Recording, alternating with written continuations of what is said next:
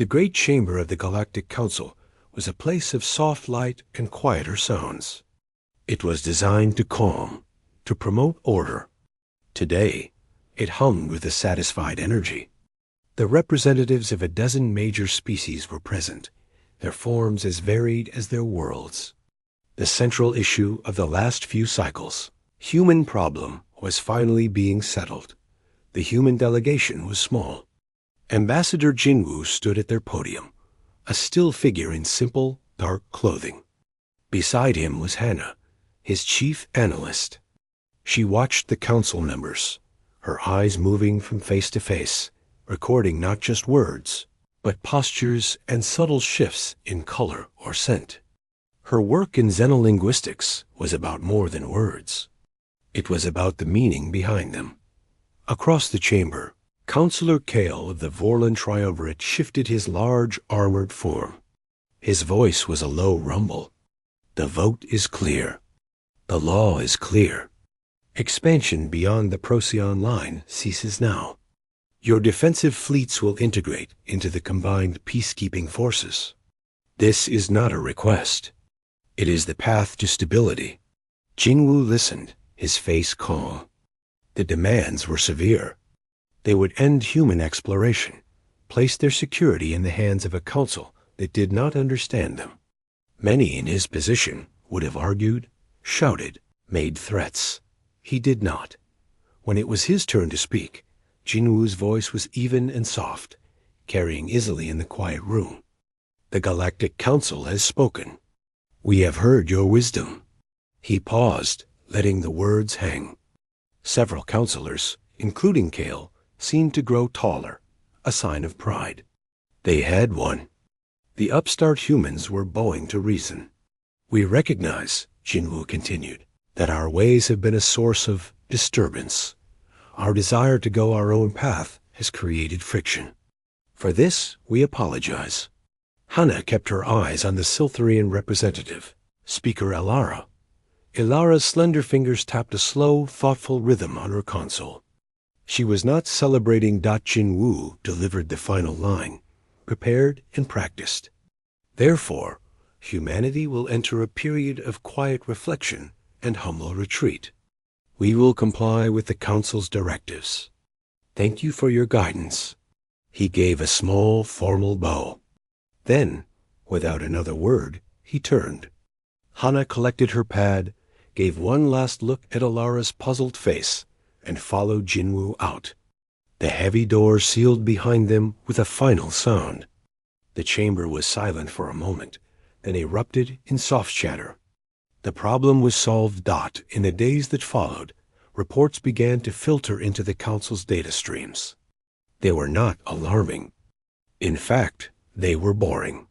Human colony beacons on the edge of explored space switched to automated status. Deep-range survey ships were recalled. Trading vessels completed their routes and did not schedule new ones. The frantic, buzzing energy of human activity began to wind down. Like a clock slowing its tick. Counselor Kale took it as the highest compliment. They are licking their wounds, he boasted to anyone who would listen. They finally see the strength of unity. They are learning their place.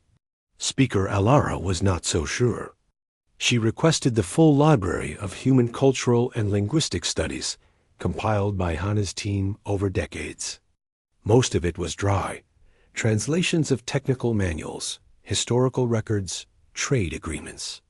But she found the personal logs, the attached notes Hannah had made. One note, attached to a file on human strategic philosophy, caught her eye. It was a single word, written in the human's own script, followed by a translation attempt. Byong Pei. Context suggests a strategic concept. Literal approximation. Shattered defeat.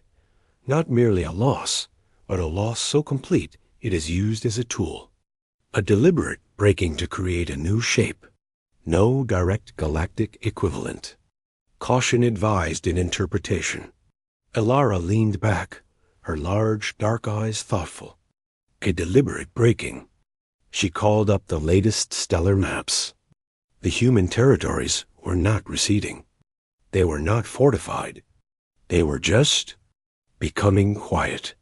Stars and planets were still there, but the noise of life and travel was fading. It felt less like a retreat and more like a patient holding of breath. She decided to voice her concern at the next status meeting. "The human withdrawal is remarkably orderly," she began, her voice a melodic chime. "It is total. There is no dissent, no protest. Is that not strange for a species known for its passionate disagreements?" Kale snorted, a puff of vapor escaping his respiratory vents. "They are ashamed. They are hiding. It is simple." "Perhaps," Alara said. "Or perhaps they are doing exactly what they said, entering a period of quiet. We should consider what a truly quiet humanity means. Their noise, as you call it, was also the engine of their aid. They were the first to respond to the Graxon plague. They shared their stabilizer technology after the nebula collapse. That noise also helped us." "Nonsense," Kale replied. "Sentiment has no place in governance. They are following the law. The result is stability. That is all that matters." Alara did not argue further. She looked at the star map on the main viewer. The human sector was highlighted. Soon it would be dark, all signals routine and automated. A cold feeling settled in her core. In nature, such quiet usually came before a storm or after a death. She could not tell which this was. On a human transport ship, already beyond the Council's main traffic lanes, Jinwoo and Hana watched the same map. Jinwoo let out a long, slow breath he seemed to have been holding for years. "It is done. The narrative is set. They believe we are beaten." Hana nodded, saving her final report. "Alara is suspicious." She accessed the cultural files. She saw my note on Byong Day. "Good," Jinwoo said, a faint, tired smile on his face. "A wise opponent is better than a foolish one. It will make the lesson clearer later." "Are the instructions clear to all colonies?" "Perfectly clear," Hana said. "Go dark. Maintain systems. Wait for the signal. And under no circumstances react to provocation." She looked at him. "You really think they will push the button?" Jinwoo gazed at the stars, their light distorted by the ship's speed. "Kale is proud. Alara is wise but outnumbered. They are afraid of what they do not understand, and they understand us least of all." "Yes," he said quietly. "They will press the button. They cannot help it. It is the only tool they have for a problem like us." The ship sailed on into the deepening quiet. The silence from human space deepened from a curiosity into a normal fact of life in the galactic core. A full standard cycle passed. The automated beacons at the borders of human-controlled systems broadcast their simple, repetitive messages. Territory of humanity. Peaceful transit welcome. Observe standard navigational protocols. Nothing more dotted first. This quiet was a relief to the Council. The debates grew shorter. The agenda moved to other matters. Trade disputes between the Volan and the Siltharian resource collectives took center stage.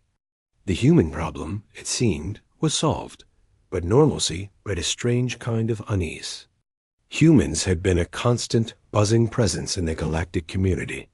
Their music, chaotic and emotional, was no longer played on cross-cultural bands. Their art, often puzzling and intense, stopped appearing in shared galleries. More practically, their engineers were not offering clever fixes to old problems. Their medics were not sharing new research. The galaxy became quieter and somehow duller. Counselor Kale found this new peace unsatisfying. A defeated enemy should look defeated. They should be poor or angry or pleading.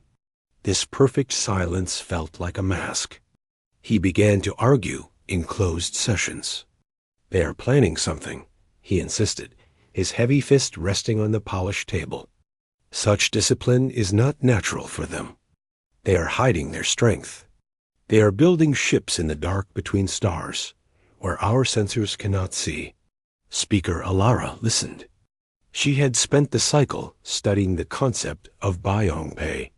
The idea of a shattered defeat haunted her.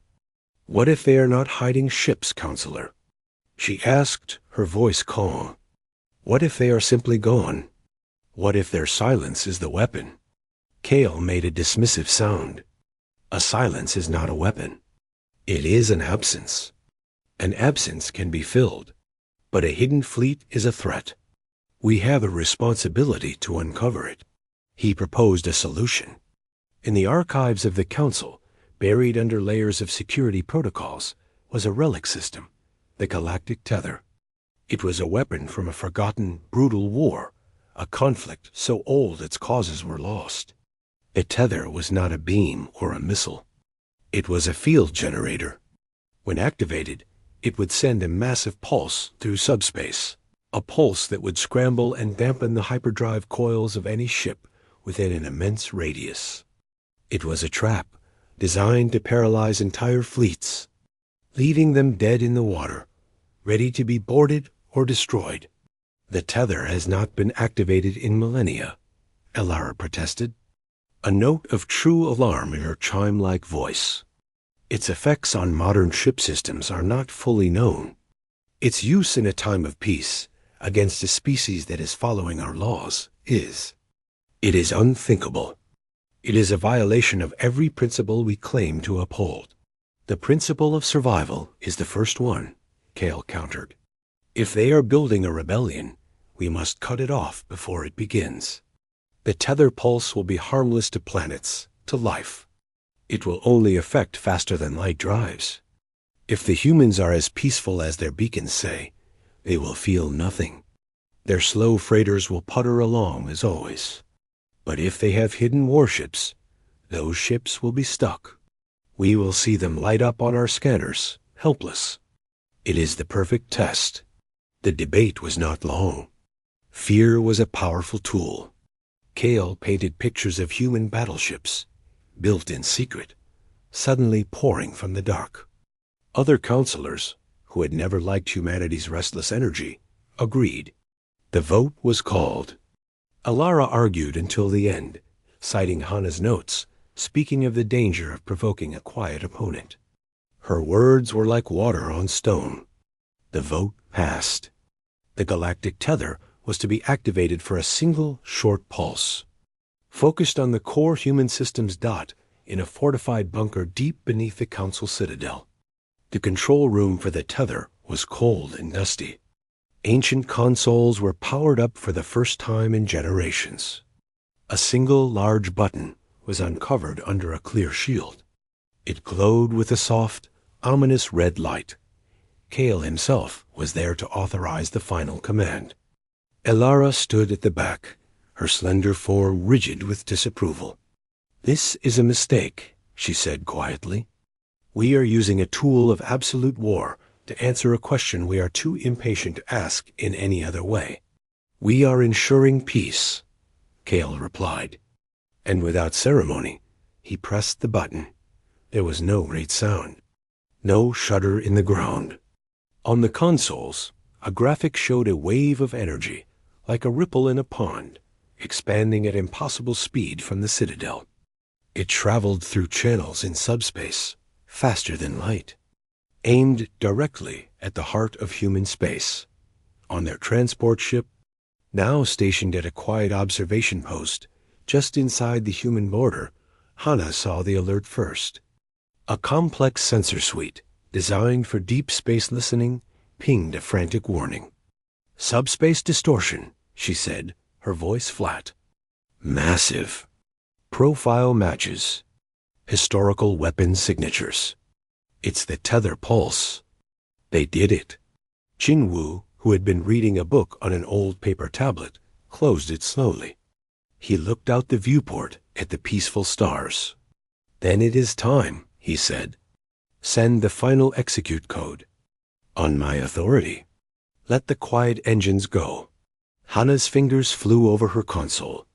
A single encrypted command, held in reserve for this exact moment, was transmitted. It was not a broadcast. It was a key, sent through a secure, hard-coded network to receivers on silent stations, on empty colony worlds, on asteroids and floating in the atmospheres of gas giants all across human space. In a hidden engineering bay on one such station, a man named Day saw his monitor flash green. He had been waiting for this moment for 3 years, maintaining systems whose purpose he only partly understood. He was a simple engineer. His job was to watch and to act when the signal came. A schematic on his screen showed a network of delicate, non-ferrous coils buried in the bedrock of the station. They were called quiet engines. Their readouts, which had always shown a perfect, harmonious stability, suddenly spiked.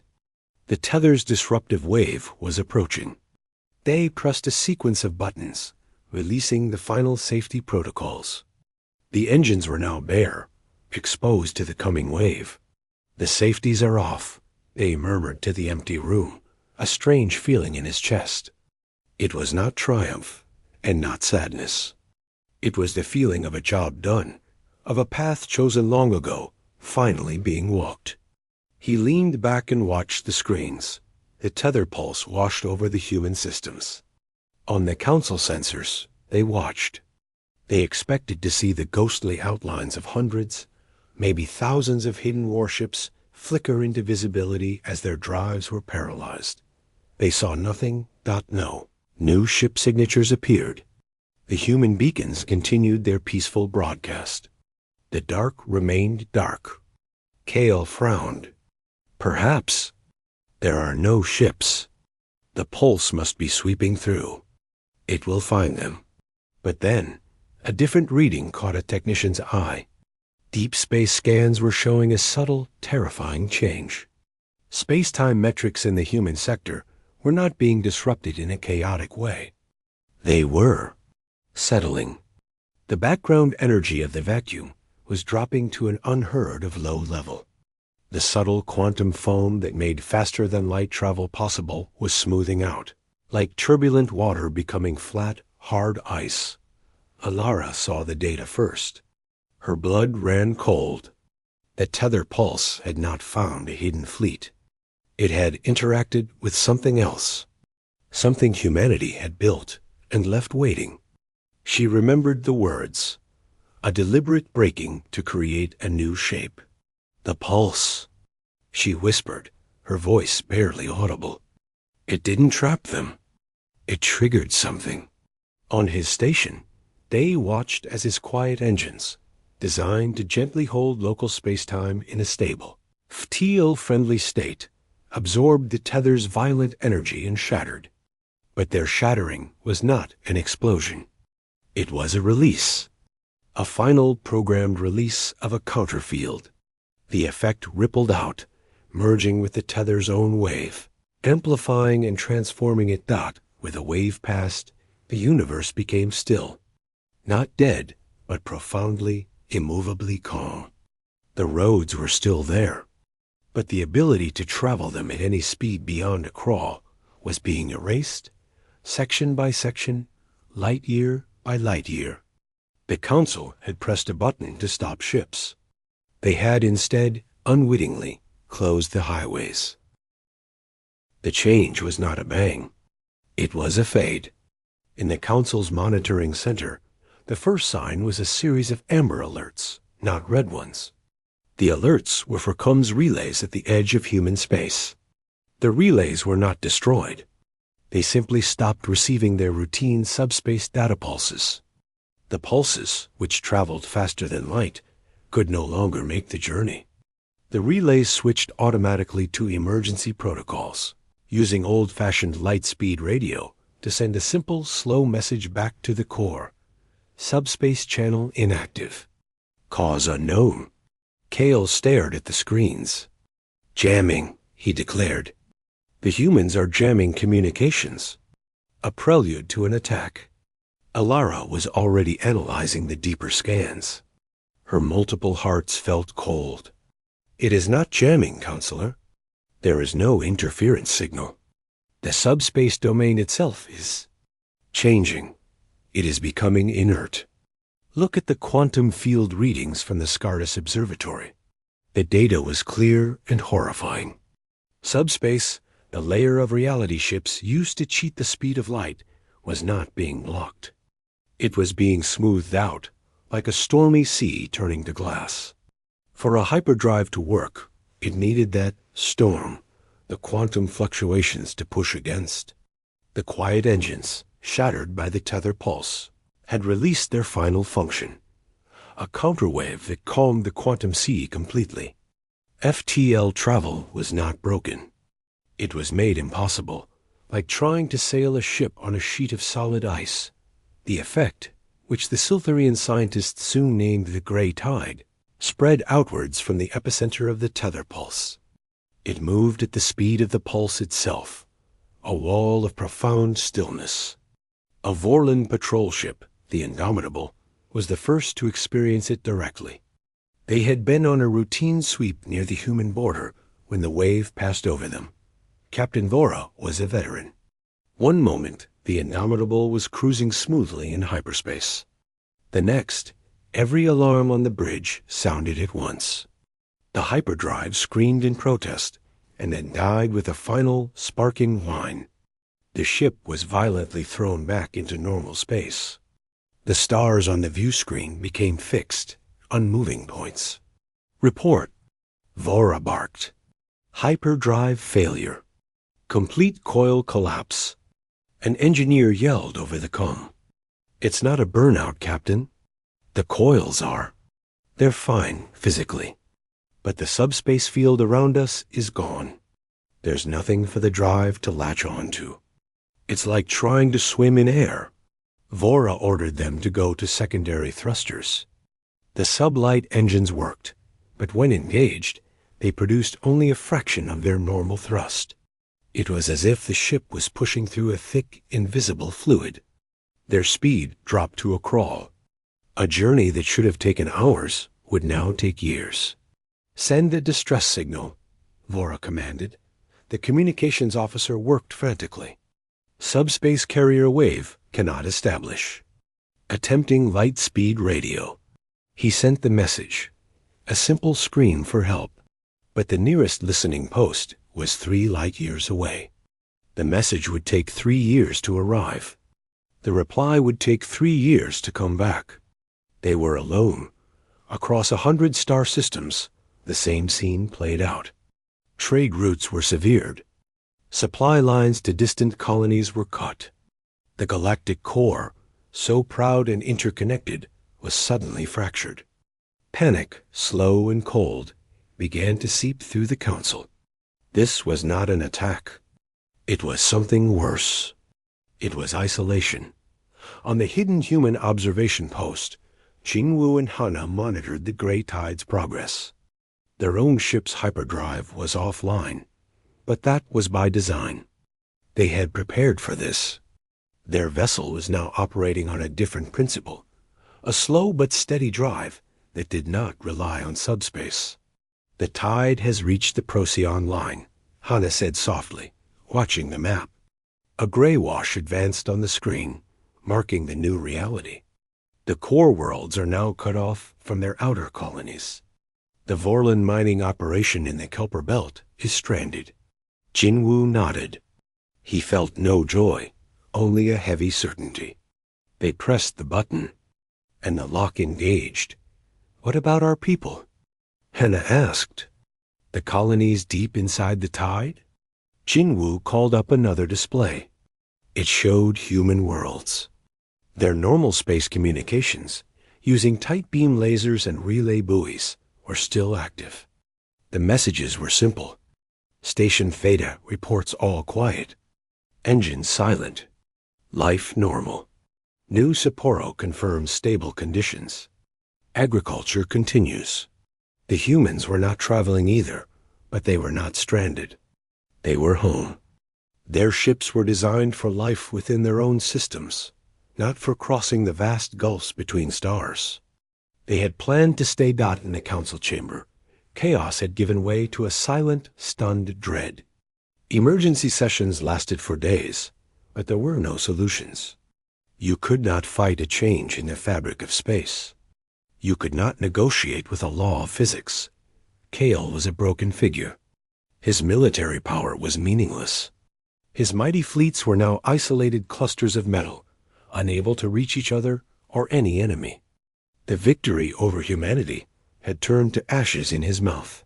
He could not even send a ship to yell at them about ELARA, however it was working. She had pulled every record of human technology, every patent, every scientific paper shared before the quiet. She found hints. Papers on localized space-time stabilization, applications for quantum dampening fields for safe colony construction. The pieces came together. The humans hadn't been making weapons. They had been making anchors.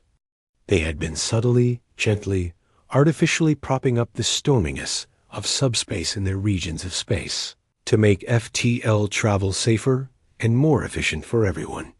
The quiet engines were not engines for travel, but engines for stability docked, and the galactic tether pulse was a giant, brutal destabilizer. It was the exact opposite force. When it hit the delicate human stabilization field, it didn't just break it. It inverted it. It turned a field that gently held subspace open into a field that permanently smoothed it shut. The Council had not smashed a lock. They had turned the key in a lock they never knew existed. Alara presented her findings to a silent council. "We did not find hidden ships," she said, her voice tired.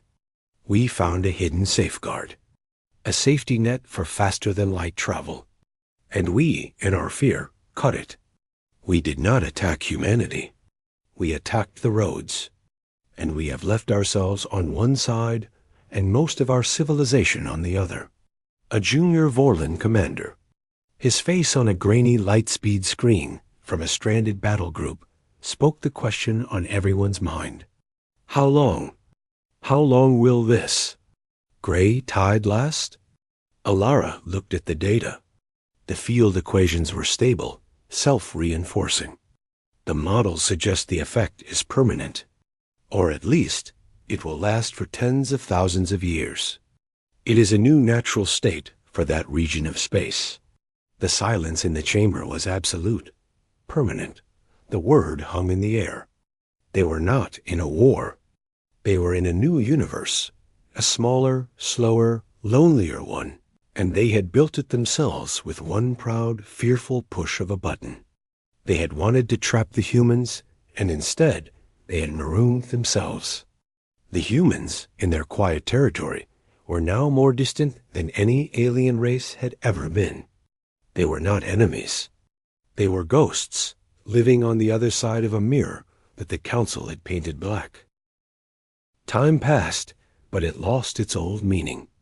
In the galactic core, a new kind of calendar began. It was not marked by cycles of trade or council sessions. It was marked by the slow, painful arrival of light speed. Messages from the other side of the gray tide. The messages were years out of date when they arrived, telling tales of crises that had already ended. One way or another, the Vorlon mining colony in the Au Kelper Belt had run out of food 2 years before their desperate plea for help reached the core. Siltherian research outpost on a beautiful ringed planet had fallen silent. Its last message a calm, sad goodbye as their power cells failed. The galaxy, once a bustling neighborhood, became a collection of lonely islands shouting across an ocean that swallowed sound. The Council still met, but it was a hollow thing. Its power was gone. It could pass laws, but it could not send anyone to enforce them. It could debate, but its words could not reach beyond the small pocket of space still connected by working hyperdrives. That pocket was shrinking too, as the last echoes of the gray tide continued to settle, solidifying the new reality. Counselor Kale was rarely seen. His pride had turned to a deep, silent shame. He spent his days in the archives, reading about the forgotten war that had created the tether, trying to understand the tool he had used. He found only records of similar suffering, of whole species cut off and left to wither. The past was echoing loudly. Speaker Alara became the de facto leader, not by vote, but by quiet acceptance. She did not lead projects of reconquest. That was impossible. She led projects of survival and understanding. She established the Slow Communication Network, a chain of automated relay stations placed just light years apart to pass messages along like a bucket brigade. A question sent to a colony might get an answer in a decade, if at all. It was better than nothing. She also led the study of the only new data they could get, the continued, unchanging broadcasts from human space. The beacons at the border still sang their simple song. Territory of humanity. Peaceful transit welcome. It was a maddening, polite whisper from the other side of the cosmic wall. One day, a technician in the monitoring station called for Alara. His voice was tight with confusion. "Speaker, we are receiving a new transmission from the human sector. It is not from the beacon. It is a focused, slow-light radio broadcast. It is addressed to the Council." Every eye in the control center turned to the main screen. The transmission was arriving bit by bit, a painfully slow stream of data. It took hours to assemble. It was a simple video file. Alara stood perfectly still as the screen resolved into an image. It was a recording. The background was not a starship bridge or a sterile laboratory. It was a field. A blue sky with a gentle sun was visible. Green grass waved in a soft breeze. In the foreground stood Jinwoo and Hana. They looked older, but healthy and calm. Jinwoo wore simple work clothes. Hana had a small wildflower tucked behind her ear. Jinwoo spoke first. His voice was clear, with no trace of anger or triumph. It was the tone of a man stating simple facts. To the Galactic Council. If you are receiving this, then approximately 9 years and 4 months have passed since the activation of the galactic tether. This message was sent by slow radio. We know you will have questions. He paused, looking off screen for a moment, where the sound of a child laughing could faintly be heard. He smiled slightly before continuing.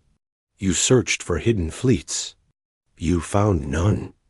You were looking for a fist when you should have been looking at the hand's open palm. For generations, we built the quiet engines. Their purpose was not war. It was stewardship. Subspace in our region was volatile. It caused drive failures, accidents. We stabilized it. We made the road safe for everyone. The tether pulse was designed to destabilize. When it met our stabilization field, the two forces did not fight. They canceled each other's purpose and created a new permanent state, stillness. Hana spoke next. Her voice was kind, like a teacher explaining a difficult lesson. The button you pressed was a test, one of many we left for you. A test of fear versus patience. You believed we were a river you could dam and control. But we are not a river. We chose to become the bedrock. You cannot command where we are not. The tether did not bind us. It bound you to the consequences of your own fear. The screen shifted to show other scenes. A human town built beside an alien sea, the architecture blending with the environment. A market where humans and a few other alien species, who must have been in human space when the tide rolled in, traded goods. Ships moved in the sky, but they were slow, graceful things, gliding on atmospheric currents or simple chemical rockets. They were not starships. They were for local travel only. You are welcome to visit, Jinwoo said, the image returning to him. The invitation is sincere, but the journey must be made at sublight speeds. It requires a different kind of ship, a different kind of mind, one that plans not for the next cycle, but for the next generation, one that can accept the quiet. The final scene was of a group of human children playing in a field under a strange double sunset. They were laughing, chasing a floating, glowing pet from a species Alara recognized as native to a now stranded Siltharian colony. The image held for a long moment. Then Jinwoo gave a small, final nod. "We live on, in the quiet you gave us. Goodbye."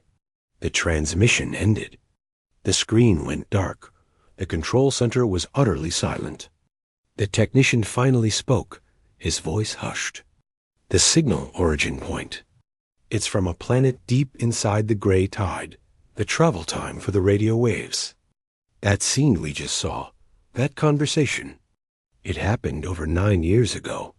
Alara closed her eyes. That was the true weight of the message. It was not a taunt. It was a fossil of a thriving civilization, sent from the past to their present. The humans in the video were not waiting for a reply. They had lived 9 more years of life since then. They had raised those children. They had built that town. They were living their lives, unconcerned with the Council's panic, because they had already moved on. The lesson was complete. The humans had not fired a single shot. They had not even built a shield. They had simply allowed the Council's own aggressive action to change the rules of the game forever. The ultimate response to aggression was not a bigger aggression. It was a quiet, unyielding removal of the very ground the conflict stood upon.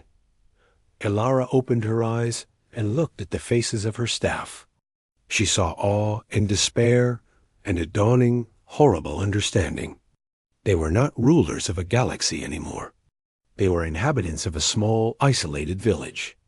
And they had just received a postcard from a vibrant, distant continent they could never visit. "We will broadcast this message to all our remaining systems," Alara said, her voice firm but weary. "Let everyone see. Let everyone understand what we did and what we lost, and what they chose to keep." She walked slowly from the room, leaving the dark screen behind her. The humans had departed quietly, and now their quiet was the loudest sound in the universe. Generations lived and died in the galactic core. The memory of the event shifted from a current crisis to a historical tragedy, and then into a foundational myth. The pressing of the button was a story told to young ones, a warning about the poison of fear and the finality of certain choices. The Council, as it was, no longer existed. It had slowly dissolved, its purpose made obsolete by the sheer, unmovable geography of the gray tide. The species of the core now focused on their own slow, careful survival in their isolated pocket of space. They became experts in recycling, in low-energy agriculture, in a long-term sociology of closed communities. They grew inward, their cultures deepening but also narrowing. Like plants growing in a small, well-tended pot, Speaker Alara lived a long life. She dedicated her remaining years to 2 tasks. The first was the Great Archive. She collected every piece of data, every cultural record, every song and story from the species now cut off by the tide. It was a museum of a lost connected galaxy, a digital memory so that those who came after would know what once was. Her second task was the Watch. A single listening post, staffed by volunteers from many species, was maintained. Its sole purpose was to listen to the slow-light radio bands from human space. The messages were few and far between, arriving decades apart. They were not addressed to the core. They were simply updates. A broadcast of a human symphony, using instruments made from native woods and alien shells. A lecture on the philosophy of Byong Pei, now fully translated and explained as a strategic acceptance of a smaller, stronger shape. A quiet documentary about the terraforming of a desert moon. These messages were studied not for threats, but for clues. Clues on how to live a good life in a quiet universe. The humans had not just survived. They had clearly flourished. There. Technology in the broadcasts was elegant and simple, built to last centuries, not to be replaced in cycles. Their faces were calm. There was no hurry. On the human side of the gray tide, life had followed a different path. The concept of a central government had also faded, replaced by a loose network of planetary and system communities. They called themselves the Quiet Continuum. Jingwu and Hana were remembered as the last ambassadors, the ones who closed the door. On a planet named New Haven, a man named Day, a descendant of the engineer who had watched the quiet engines go silent, worked in a garden. He was a historian. His job was to tend the memory of the old days, of the loud, crowded galaxy. He taught the children about the Galactic Council, about hyperdrives, about the fear that had built the wall between stars. A child, her eyes wide, asked him, "But why? Didn't we fight them? Why did we just let them push the button?" Day wiped the soil from his hands. "Think of it like this," he said. "If someone is shouting at you from the other side of a river, and they are afraid of you, you can shout back. You can try to build a bridge to go and make them stop shouting. Or you can let the river widen. You can step back and let the distance take their words away." We let the river widen. We had already built the tools to make the river widen. If they chose to try and cross it, they did. "So they are just gone?" the child asked. "No," Day sighed, pointing to the stars beginning to appear in the twilight sky. "They are right there, but the river is now an ocean. The distance is not just space. It is time. A message from us would take a lifetime to reach them. A journey would take 1,000 lifetimes. That distance is our peace, and it is their lesson forever." On the core side, the final act of the old council was performed by an elderly Alara. She was very old now, her slender form bent. She stood at the main console of the watch station. A new slow light transmission had finished arriving from human space. It was another simple video. It showed a library, but not of data crystals. It was a room of real paper books, a project they had learned humanity undertook in their early years. A human librarian, a woman with kind eyes, spoke. "This is the library of 1,000 suns," she said. "On these shelves are the complete histories, sciences, arts, and stories of 17 species, including our own. We have preserved them here in a stable physical form. We broadcast this index now. The location is encoded in this signal. If your science ever finds a way to cross the quiet, if you ever learn to travel the long, slow way, this knowledge is here for you. It is not lost, just waiting." The message ended. Alara felt a tear trace its way down her cheek. It was not a tear of sadness, but of a profound, bitter grace. Even in their exile, humanity had done what the Council in its pride had failed to do. They had become the keepers of the galaxy's memory. They held the past safe in a place no one could reach. Alara composed one last message. It would not reach human space for centuries. It was not from the Council.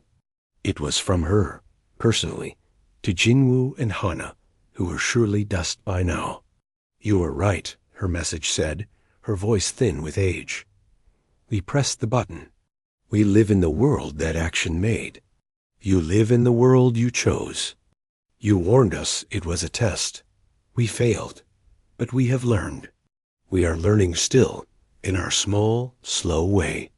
Thank you for keeping the lights on." She sent the signal, a tiny whisper into the vast, silent ocean. Then she powered down the console. The watch was over. There was nothing more to say. In the end, the story of humanity became a simple parable told on both sides of the unimaginable divide. On the core side, it was a warning. Beware the quiet ones, for their peace is a wall you build yourself. On the human side, it was a principle. True strength is not in being unbreakable, but in choosing what will break and what will remain. The galaxy was forever changed. Not by war, but by a quiet departure. Not by a mighty shield, but by the removal of the road. The humans had left, and in doing so, they had given the universe its most enduring lesson. That sometimes the most powerful answer is not a roar, but a silence so deep and so complete that it echoes forever.